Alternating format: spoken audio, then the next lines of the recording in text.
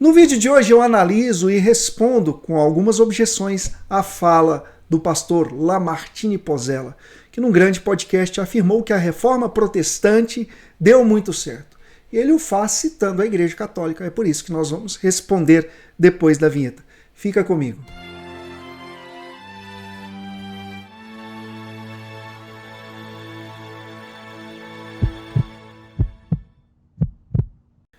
Amor à Imaculada sempre, Deus abençoe a sua vida, seja bem-vindo a este canal de Apologética e Catolicismo. Eu sou o diácono João Vitor Mariano e é uma alegria receber você aqui neste canal que também é seu, você que procura conhecer sobre a fé, a doutrina católica. Quero convidar então você a evangelizar comigo, clicando agora em curtir, dê um like agora nesse vídeo, pois isso vai fazer com que esse conteúdo chegue a mais pessoas. Inscreva-se em nosso canal e clique no sininho de notificações para receber os nossos conteúdos em primeira mão. Então o pastor Lamartine Pozzella, muito conhecido no meio protestante, foi no podcast chamado Inteligência Limitada. Aqui eu sou sempre tentado a dizer inteligência artificial, mas é inteligência limitada. E esse podcast tem aberto aí também oportunidades para católicos, isso é muito interessante. Só que nesse episódio o pastor ele fala do benefício, do sucesso, do êxito da reforma protestante e nós temos, obviamente, objeções a essa fala dele. Porque, na verdade, ele cita também a Igreja Católica. Então nós vamos aqui analisar a fala deste pastor hoje. Antes, quero convidar você a fazer uma doação de qualquer valor para o nosso apostolado. Algumas pessoas têm nos ajudado e isso nós queremos agradecer esse gesto, porque isso nos ajuda a manter o nosso compromisso de gravar de segunda a sexta para vocês. Participe gratuitamente do nosso grupo no WhatsApp, grupo.joaovictormariano.com.br, basta digitar no seu navegador preferido. Sem mais delongas, vamos analisar aqui a fala do pastor no vídeo aqui de hoje.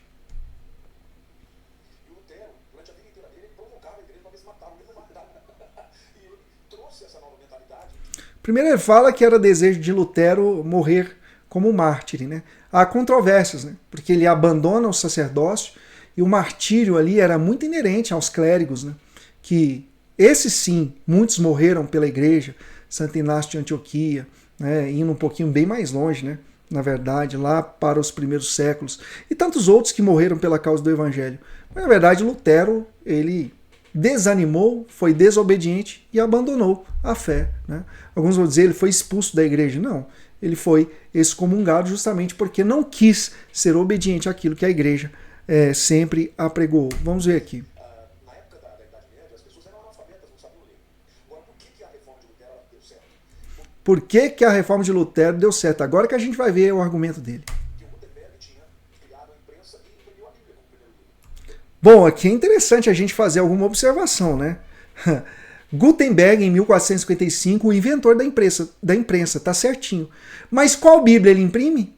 A Bíblia Católica, com 73 livros. Então, o senhor tome cuidado, porque ao citar Gutenberg, você tem que citar que a Bíblia foi verdadeiramente o primeiro livro a ser impresso, mas com cânon católico e não com cânon protestante. Isso aqui é apenas um indício histórico interessante para a gente fazer esse comentário aqui. Vamos continuar a fala dele.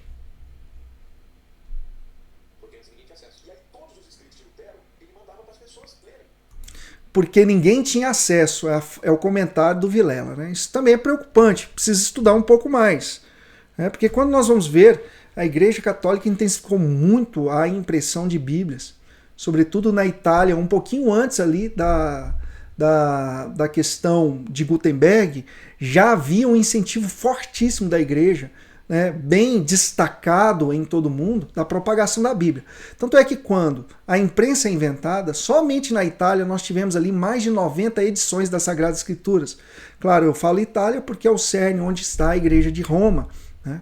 Então a Igreja Católica sempre incentivou os fiéis na leitura das Sagradas Escrituras. Sobretudo quando nós vamos para o Catecismo da Igreja Católica, no número 131, vai dizer que os fiéis devem ter largo acesso às Sagradas Escrituras. É isso que a Igreja Católica apregoa, né?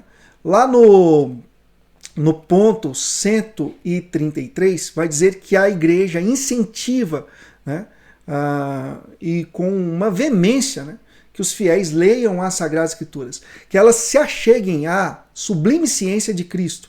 E ainda vai dizer que uma ignorância acerca das Sagradas Escrituras é uma ignorância também acerca de Jesus Cristo.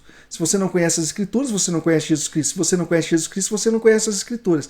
É isso que o Catecismo da Igreja Católica diz acerca do acesso que o fiel deve ter às Sagradas Escrituras. Pontos 131 e ponto 133. 131 e 133 do Catecismo. Basta você ler. É isso, né, que quando você for falar, a Igreja Católica ensina isso, primeiro vai no Catecismo, porque acerca do acesso às Sagradas Escrituras, o Catecismo nos ensina nesses pontos que eu citei, como a Igreja enxerga essa questão, né, da busca que o fiel católico deve ter na leitura, na vivência, no aprendizado das Sagradas Escrituras. E não o que qualquer pessoa sai falando por aí. Tá bom?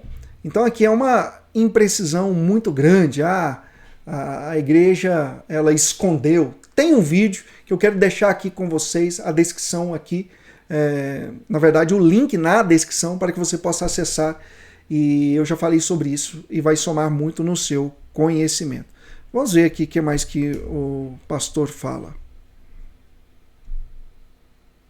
Falando mal das coisas que a Igreja Católica fazia. E além disso, a ilustração de capa, ele sempre fazia com pinturas de um artista muito famoso que pintava para ele. Então, o cara, não sei qual é o nome dele, mas eu já vi isso. O cara bom, então era um livretinho lindo. O cara lia falando mal dos desmandos da igreja. E aí começa a convencer um monte de gente, aí ouve a chamada reforma protestante de intenção.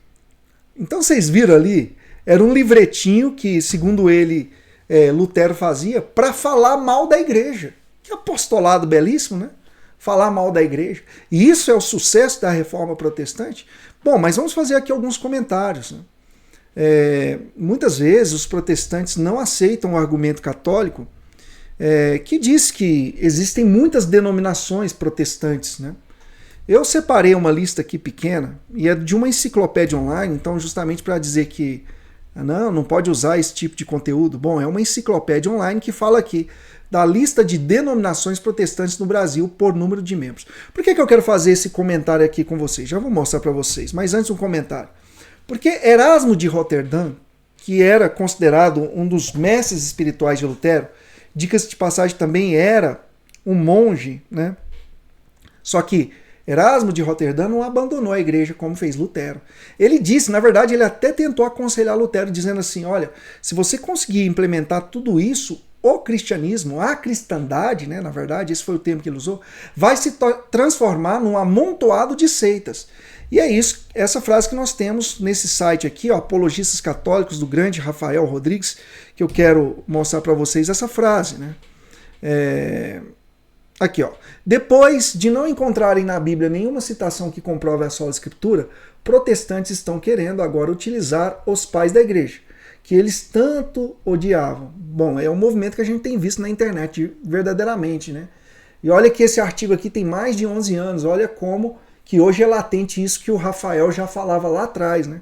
Protestantes tentando utilizar a patrística para abonarem os seus pensamentos. Então vamos lá, ó. Para tentar fundamentar a heresia iniciada com John Hus e homologada por Lutero. Por isso que Erasmo de Roterdã, que é esse monge que eu estou citando para vocês, quando Lutero inventou essa doutrina, proferiu o seguinte vaticínio, ou seja, a seguinte citação: se este teu princípio for admitido à cristandade, se converterá no amontoado de seitas.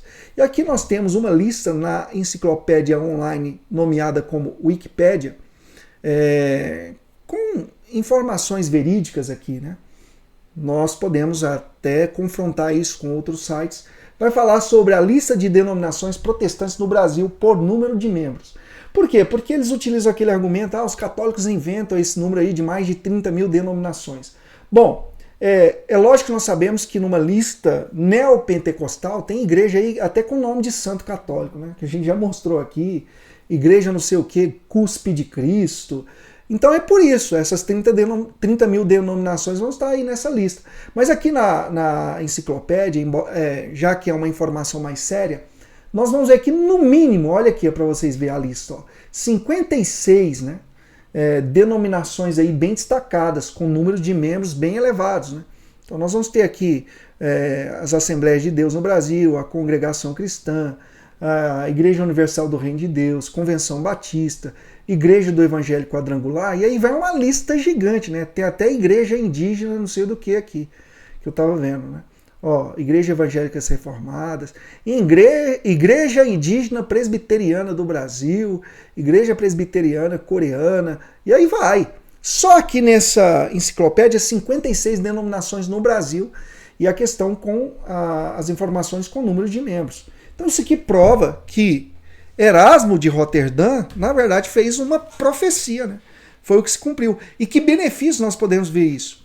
Né? Em alguém que causou esse cisma, essa apostasia, gerando, sim, esse número grande de outras denominações. Algumas delas consideradas entre eles mesmos no protestantismo como seitas. E agora, eu queria deixar uma argumentação minha, tá bom? Você quer saber mesmo qual a maior objeção à sola escritura de Lutero, às 95 teses de Lutero, que vários pastores protestantes ficam enaltecendo para tentar atacar a Igreja Católica, ou seja, na tentativa de atacar a Igreja Católica, para ficar melhor colocado a minha fala, eu queria colocar aqui para vocês esse pensamento do diácono que vos fala. As teses de unidade de Lutero, sobretudo tendo em vista a sola Escritura, caem por terra quando se reúnem em uma mesa para um bate-papo. O batista, que não crê no batismo infantil, o calvinista, que crê na dupla predestinação, o neopentecostal, que crê na oração em línguas sem a devida interpretação, e o adventista, que crê que Jesus é Miguel e que o domingo não é o dia do Senhor. É uma frase minha, né? Então, o que eu falo ali? É muito interessante as 95 teses de Lutero, sobretudo abarcadas na sola escritura, que eles utilizam muito para atacar a Igreja Católica, né? Que é uma doutrina de Lutero. Basta você fazer isso. Reúna aí numa mesa. O batista, que não crê no batismo infantil, embora isso esteja bem claro, por exemplo, em Atos dos Apóstolos, capítulo 2, versículo 39, né? Coloque junto com ele um calvinista que crê na dupla predestinação, ou seja, Deus já sabe quem ele vai salvar e Deus também sabe quem ele já vai condenar, sendo que as Sagradas Escrituras nos lembra por meio do apóstolo Paulo, né? Deus quer que todos se salvem e cheguem ao conhecimento da verdade. Então Deus quer que todos se salvem. A salvação perpassa pela livre adesão que o homem faz a essa salvação. E o calvinista, né, ele acredita na dupla predestinação. Coloque ali também na mesa um neopentecostal que acredita na oração em línguas, né, nessa questão carismática, mas sem a devida interpretação, o que não é bíblico, né, por sinal. E também o adventista que crê que Jesus é São Miguel Arcanjo, ou que crê que o sábado deve ser santificado e não o domingo, sendo que a Bíblia é bem clara em dizer que Cristo ressuscita no domingo e historicamente o nome domingo, né, que nós damos para o primeiro dia da semana, significa dia do Senhor. Quando nós vamos ver nos Atos dos Apóstolos que os cristãos, os apóstolos, se reuniam no primeiro dia da semana para a fração do pão. No final do Evangelho de Mateus, nós vamos ver que naquela madrugada, né, onde Cristo ressuscita, nós estamos no primeiro dia da semana. No primeiro dia, aquelas mulheres, santas mulheres, foram ao sepulcro e encontraram o sepulcro vazio, ou seja, Cristo ressuscita no domingo.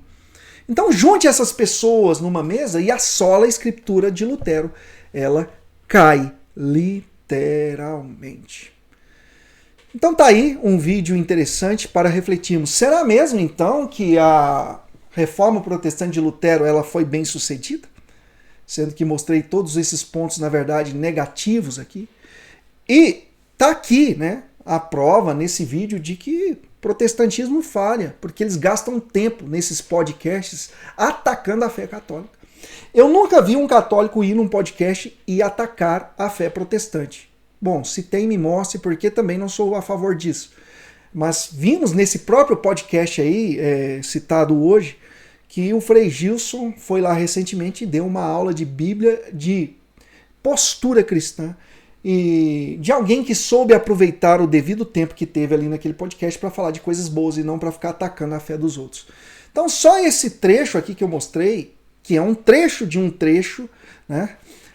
Onde você vai ver ali ele falando atrocidades sobre a Igreja Católica. Não gastem tempo falando mal da Igreja Católica, aproveitem para falar da igreja de vocês, já que vocês acreditam tanto na Reforma Protestante. Mas não ataquem a fé que sempre existiu, a fé dos apóstolos, a fé de mais de 2000 anos, a Igreja Católica Apostólica Romana, porque sempre que o fizerem, estaremos aqui para colocar as nossas objeções e mostrar as inverdades que os senhores apregoam. Lembrando que sempre neste canal respondemos ao tema e não à pessoa, assim como fizemos também nesse vídeo. Se você gostou desse vídeo, queria convidar você a compartilhar ele com o maior número de católicos para que não caiam em enganações na internet. Conte comigo, estou orando por vocês. Até o próximo vídeo, se Deus quiser.